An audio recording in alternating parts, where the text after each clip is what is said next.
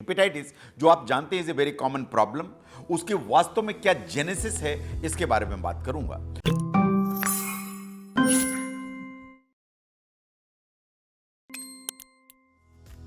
जब भी हम टिस की बात करते हैं, चाहे वो हेपेटाइटिस हो,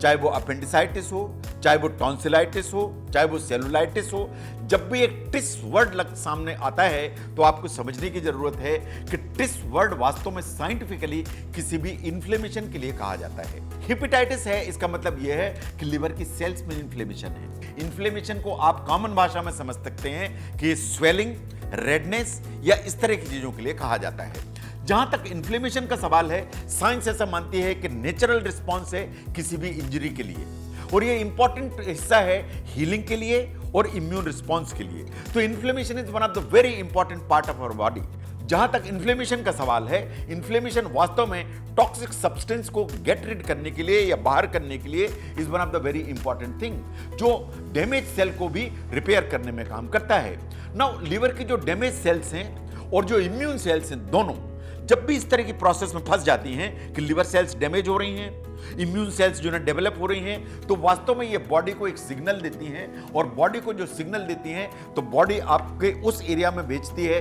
रिपेयर सेल। जो रिपेयर सेल्स हैं ये वास्तव में साइट ऑफ इंजरी पे पहुंचती हैं। ये जो रिपेयर सेल जब पहुंचती हैं तो इनका काम है कि जो एरिया जहां इन्फ्लेमेशन है उसको कॉर्डन ऑफ करें, उसको चारों तरफ से घेर दें, और कॉर्डन ऑफ करने के बाद एक मटेरियल लिबरेट करती हैं या सिक्रीट करती हैं जिसे कहते हैं कोलेजन।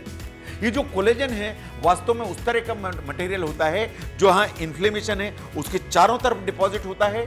और उस एरिया को स्टिफन कर देता है। और स्टिफन करने के अलावा ये करता यह है कि जो सर्वाइविंग सेल्स हैं या हेल्दी सेल्स हैं उनको वास्तव में हेल्प करता है, और उनकी जो हीलिंग की जो प्रोसेस है उसको आगे करता जाता है। इसका मतलब यह है कि जो हेल्दी सेल्स हैं वो हेल्दी होती चली जाएंगी, एरिया कॉर्डन ऑफ होगा, और जो सेल्स डैमेज्ड हैं उनको एलिमिनेट किया जाएगा, जो वायरसेस, बैक्टीरिया जो कुछ भी हैं उनको एलिमिनेट किया जाएगा, और उसमें से जो भी ऐसी सर्वाइविंग सेल्स हैं जो रिपेयर हो सकती हैं उनको रिपेयर किया जाएगा। ये वास्तव में रिपेयर सेल्स का काम है कोलेजन डिपॉजिट करके। नाउ जो रिपेयर प्रोसेस है वास्तव में बहुत क्लोजली रेगुलेटेड होती है, इन द सेंस कि जब प्रोसेस की जरूरत है,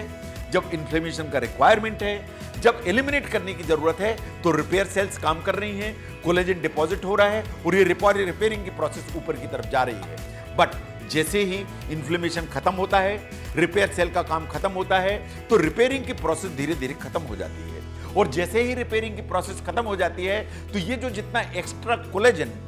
या जो कॉर्डन ऑफ के लिए जो मटेरियल उसने जमा किया था ये धीरे धीरे डिस्पर्स हो जाता है, और डिस्पर्स होने के साथ धीरे धीरे धीरे धीरे खत्म हो जाता है, लिवर एब्सोल्युटली नॉर्मल हो जाता है। This is the basic process जिसे आप हेपेटाइटिस के नाम से जानते हैं। With over 1 lakh medical experts and the facility to teleconsult, experience clinic-like consultations on Practo.